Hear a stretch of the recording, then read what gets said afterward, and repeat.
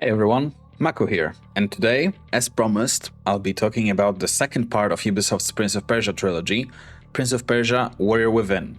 Prince of Persia Warrior Within was released just over a year after Sands of Time on 30th of November 2004, and has introduced a couple of changes to the game while also keeping its core platforming very similar.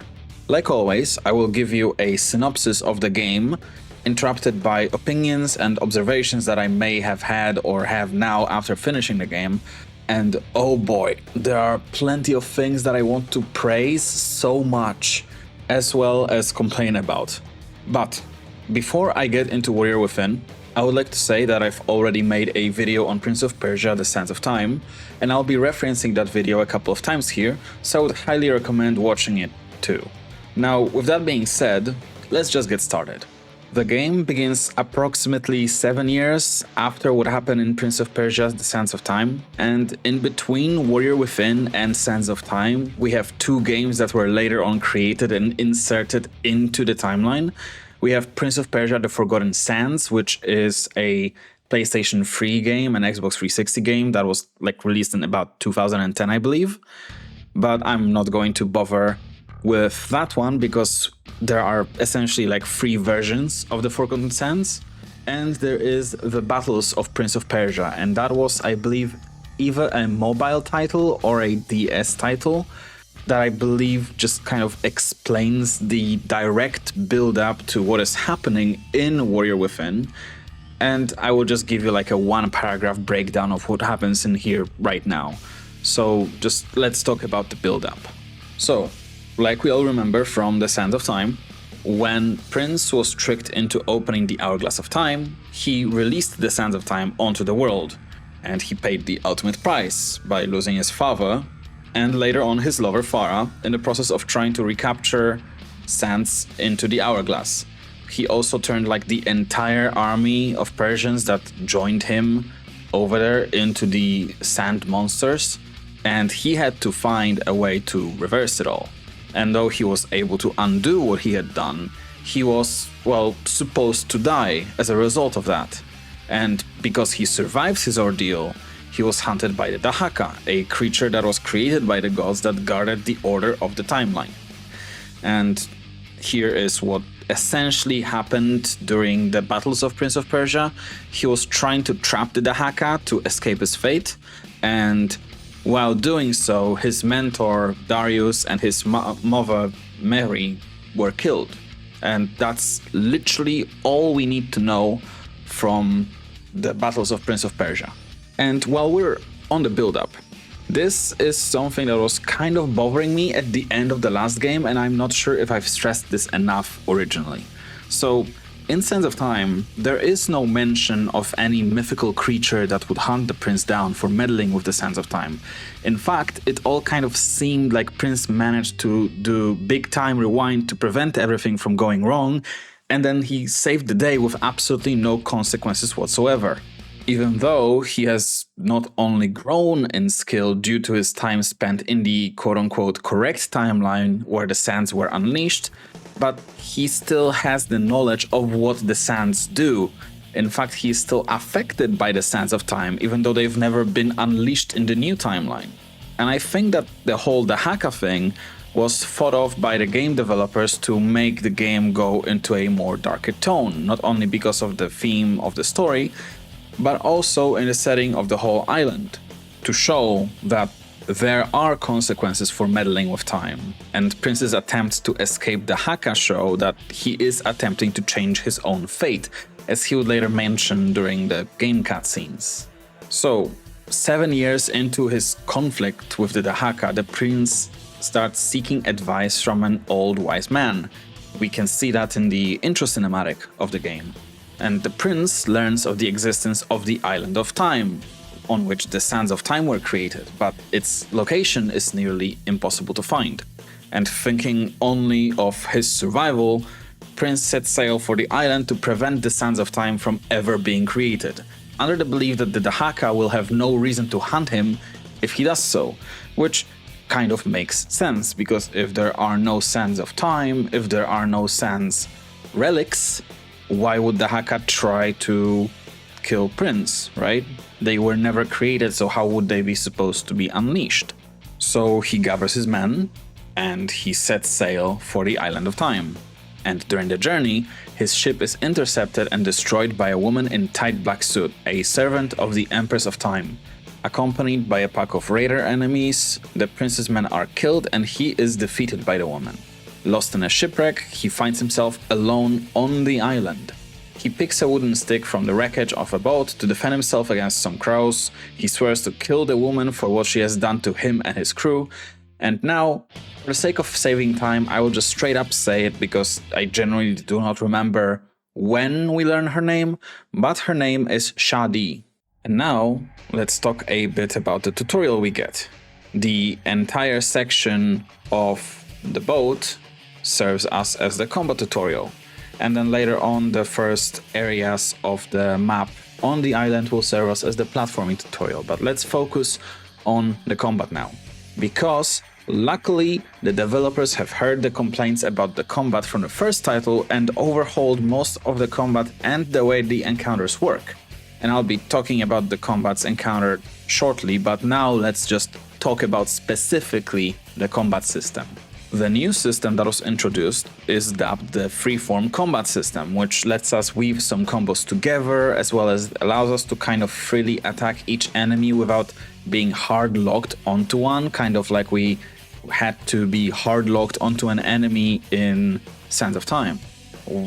And we can do that by pressing the movement keys towards the enemy we intend to attack. Then we would interrupt our combo to send off like a little jab towards the new enemy or like kick them, and then we start a combo over. Also, because there is no Dagger of Time here because we've given it back to Farah at the end of the first game, the prince now has a free hand that he's not using. So with the new combat system, we are introduced to offhand weapons that we can pick up from our enemies, or even rip from their hands and kill them using said weapon. And the weapons will break over time, except for one specific weapon that's a secret, and I'm not going to tell you how to find it, you have to find it yourself. So if you want to dual wield the whole time, you will need to keep on swapping weapons, which helps with variety. And I find it really cool that the prince can either use the dual wielding or just use his own sword alone, because the buttons that are responsible for using the offhand weapon and performing combos with it are used in a different way when prince does not have any offhands. Then he will vault directly behind the enemy and attempt to cut the enemy's head off if we follow it up with melee attack, or he will vault over and attempt to toss the enemy behind him, preferably off a ledge if we use the offhand button again. That choice of being able to utilize both dual wield and single sword fighting increases the combat depth, and I really like it. I would say that this is a direct improvement over what we had in the Sands of Time. And now let's talk about the combat encounters themselves. The encounters were made shorter, which, just like I asked for in the first video, I made a complaint about. Instead of having to fight wave after wave after wave of enemies, now we have combat encounters that are mostly short, that sometimes spawn an additional wave, maximum 2 waves of new enemies, and we move on to platforming again, and it's so good. In fact, there are some enemies that kind of weave in the platforming elements to them. Like there is this crow enemy where he kind of like materializes himself off of like an amalgamation of crows, and then you fight him for a bit, and then he goes to a different platform, and in between the fight, you need to platform over to him and then start fighting again, and you do it like 3 times and then he dies. And I find it really cool. And honestly, all that is so much better than the insanely long encounters in Prince of Persia Sands of Time. They are long enough for the player to enjoy the better combat system, but they are also short enough to not disrupt the flow of the game. Also, we get some actual boss fights here where we get the health bars of the enemies, and honestly, they are fine, but most of the time they come down to blocking a combo, dodging at the end, and then doing a short combo, and then back to the beginning. Okay, let's go back to the story now. So the prince eventually finds his way to the Fortress of Time, and Shadi tries to kill the prince but the prince repels her by knocking her to the ground. After a fight with several opponents, he obtains the spider sword and begins chasing Shadi through the island until they reach a time portal. She goes through the time portal and the prince follows her into the past. So yeah, just like in the first game, we will be obtaining stronger and stronger main swords over the course of the game. And I think that the time portals that I mentioned are a very cool addition to the game and its platforming, but also make the game 3 times as confusing. And let me tell you why. So, the prince does not have the Dagger of Time, like I mentioned multiple times already. Meaning, he cannot really do some of the very awesome things that he did in the Sands of Time, like the big rewind at the end. At least not on his own. He does have an amulet within which some sands of time are stored, and that amulet will power up over time as we keep interacting with the time portals, and that will allow us to use abilities like rewinding time or slowing down time again. But yeah, anyway, what are these time portals for? Well, like I said, we cannot just travel to the past on our own, but these time portals in special chambers will teleport us back in time to the past, around the time when the sands of time were created, as well as they can bring us back forward in time to the present. Now, why is it important, you may ask? Well, it's because both in the present and the past, some of the areas within the island are locked off, as, well, in the past it's still a functioning fortress. Some of the defenses still work, some doors and passages are blocked off, but in the present, where the fortress lies in ruins, the same passages may be opened due to the deterioration of the fortress and may follow us to traverse somewhere where we were not able to before within the past. Or we would be able to travel somewhere that was destroyed in the present, but it was still functioning in the past. And that all sounds really cool on paper, and mostly it is very, very cool. I really like that concept. But I have one problem with it, and it might just be me, not everyone, but because of all that time travel stuff, I keep on kind of like letting myself believe that this whole island is more of an open world exploration world, where we would have to backtrack to check some things many times, which is not correct. While we can backtrack to previous areas, at least most of them, most of the time the game is a very linear story, and we just kind of head from point A in one timeline, do something, then change to the other timeline, backtrack slightly to be able to move on to the new area, and then a new pathway opens, and we keep on pushing forward, and we don't really actually do like a full-on backtrack. In fact, I have probably extended my own game time of Warrior Within by about like 2 hours, if not more, because I was thinking about backtracking to previous areas instead of pushing on where I was actually supposed to go. So, all in all, while I consider it being a very cool concept, especially because I believe that the whole island was first designed as the past version and then later on the present version was created based on the past one, I feel like the idea was not fully realized in the final product, even though the concept was very much cool. So we continue the pursuit for the past version of the fortress, and Prince finds Shadi trying to murder a woman in red. The prince engages Shadi once more in the battle, and this time, during a simple boss battle, he kills her. The woman in red introduces herself as Kailina, another servant of the Empress of Time, and she denies the audience with the Empress of Time to state Prince's case. And then the prince is faced with the task of activating 2 towers that will open the doors to the Empress throne room if he even wants to talk to her at all.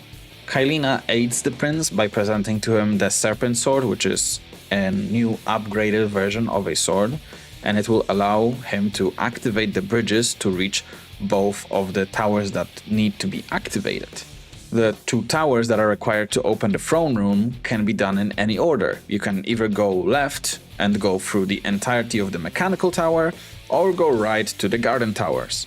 Now, I have selected to go through the garden tower first, and here's something that I very much realized while playing. This game really, really struggles on modern hardware, and let me explain. First of all, I was not able to use the same HD patch for Warrior Within as I used for the Sands of Time, and I do not really know why. I've tried to do that for about half an hour, trying different websites and files that could technically patch the game, but it didn't work. But that does not matter as much. I just played it in the 4:3 resolution, in a lower resolution as well, and that is why you are seeing the black boxes while I play the game specifically. Also, I've played through this game entirely on stream, so sometimes maybe there might be like some problems relating to that, but that doesn't really matter. What did matter was the very same thing that I have pointed out in my Gothic 1 and Gothic 2 videos. This game was created with low frame rates in mind. I believe it was supposed to be hard capped at 30 FPS on consoles, and the physics engine was also designed to work at those low frame rates. Whenever I played originally with no FPS cap, the game physics would break all the time, even if I had VSync enabled. In fact, that problem made me stop my first stream of the game, because I would get stuck during the gardens puzzle because I was supposed to wall run up a pillar to continue platforming. But it was literally impossible, as Prince would either read the wall as unrunnable, or when I turned VSync on, the Prince would be like one step short of the actual ledge. I had to go directly into my Nvidia settings to force the game to run at hard capped 58 frames per second. And that would fix the majority of the problems, although some problems still remained, but they were not as annoying by then. So yeah, if you are ever planning on playing Warrior Within, just hard cap your FPS at 58 frames per second from the get-go and enable VSync, and then you'll have a way better experience than myself initially. Anyway, after that rant, I would want to point out that while there were some problems, I also really want to praise the game for its improvements on platforming. The platforming sections here get longer and more challenging as the game progresses, and the platforming at least feels a lot smoother. There are many sections that force player to use multiple skills in tandem. Wall running, slowing down time, wall jumping, ledges, everything.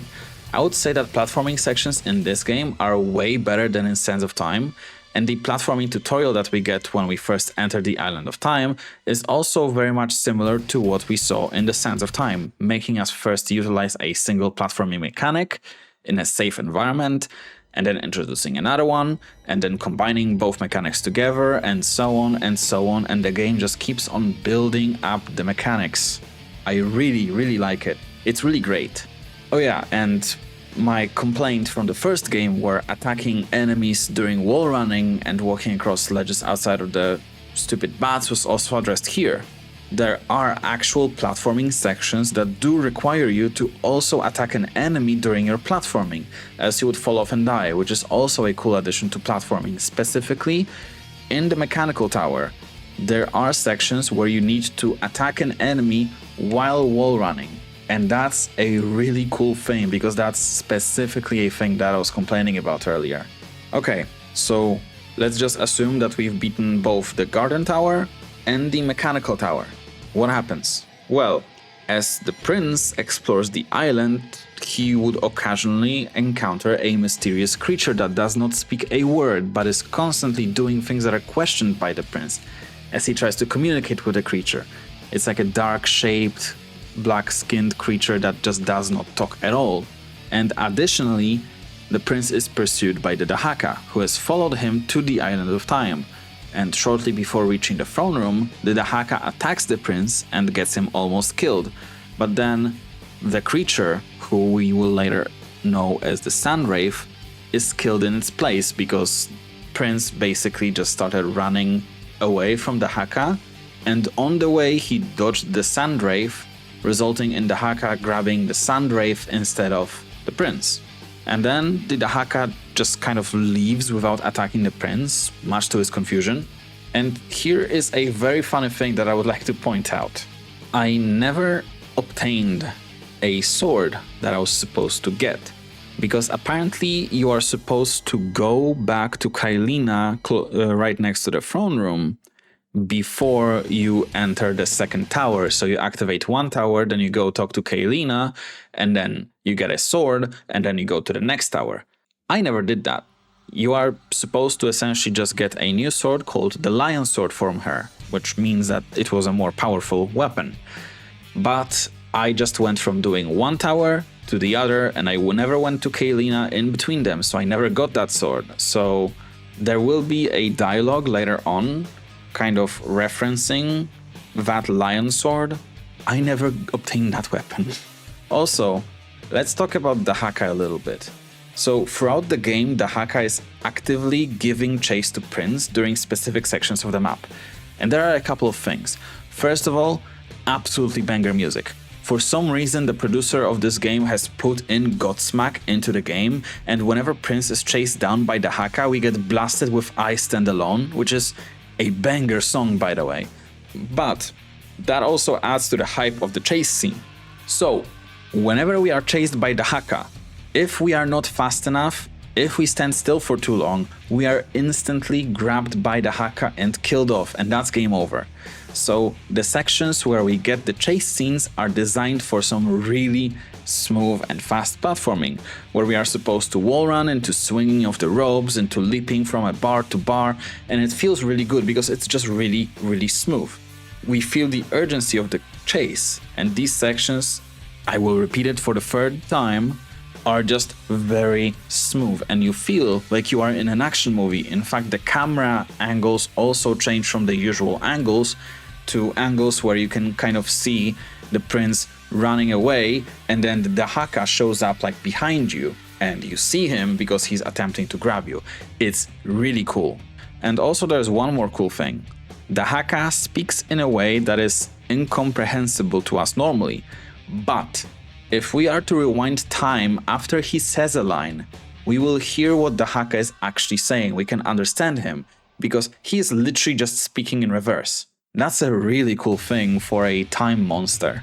Okay, so the prince eventually succeeds in reaching the throne room only to discover that Kaelina is the Empress of Time. She had sent Shadi to kill the prince and on the perilous journey to the towers, and even cursed the lion sword, and that is the sword that I have failed to obtain, so I was progressing for a long part of the game using the serpent sword instead of the lion sword. And yet, the prince did not die. Kaelina has seen her fate, which is to die at the hands of the prince, and accepting this, her only concern is to get rid of him at any cost. So Shadi, who was helping Kaelina save herself, believed her mission foolish, because obviously, if it was all predicted by the sands, or well, not by the sands, by the timeline, how could you change your fate, right? Well, this is what the prince is also trying to do. He's trying to change his fate. So, Shadi turned against Kaelina only to be killed by the prince at the very last second. And then the prince reluctantly fought and killed Kaelina, and returning to the present, he hoped that he has escaped his fate. However, he soon discovers that when he killed Kaelina, the sands of time were created from her death. Realizing that he caused the event he intended to prevent, the prince begins to lose hope. But then we get this really cool cinematic in which we discover an item called the Mask of the Wraith. It's an instrument of time that was used by Farah's father, the Maharaja, who has visited the island and taken the artifacts of time from the Fortress of Time back to his palace, and that's all the artifacts that we see during the events of Prince of Persia: The Sands of Time. Now, when Prince puts on the mask, he transforms into the Sand Wraith, the dark creature he previously encountered in his journey, and as the Wraith, the prince is able to coexist in the same timeline with his past self. And that explains his past encounters with the Sand Wraith. When he reaches the point where the Sand Wraith saved the prince from Dahaka, he instead lets the Dahaka kill his previous self. And I'll talk about it a little bit later on in the video as well. Anyway, the Mask of the Wraith is then able to be removed. He then returned to the position he was in just before he entered the throne room. The prince decides that he may not be able to avoid killing Kaelina, but if he kills her in the present rather than the past, the sands will not be created. The prince confronts Kaelina again and forces her through a time portal into the present. And at this point the ending forks off, depending on whether or not we have found all the life upgrades in the game and acquired a special weapon called the Water Sword.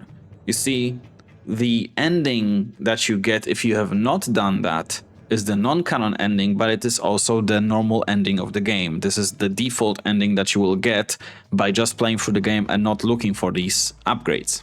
But the ending where the prince wields the water sword is the canonical ending, and in this extensively affecting the story of Prince of Persia, the Two Thrones. In fact, that ending of Warrior Within basically creates the entire plotline for the Two Thrones. So, before I get to the endings, let's talk about something that was bugging me during the game when more of the time meddling happened after we obtained the Sunwraith mask. I am, to this day, trying to figure out how this paradox plays out. Because essentially, everything we do is preset in history already, right? So if all our actions led to the same result, but then at the last second we have changed like one thing, but that one thing was something that was directly impacting the prince. How does that even work? Like I said earlier, during our first trip to the throne room, the prince himself dodges the Dahaka, which results in Sunwraith's death. But if the Sunwraith was us from the future, wouldn't Sunwraith know exactly what we were going to do, so then he would be able to block Prince and make him die instead of himself?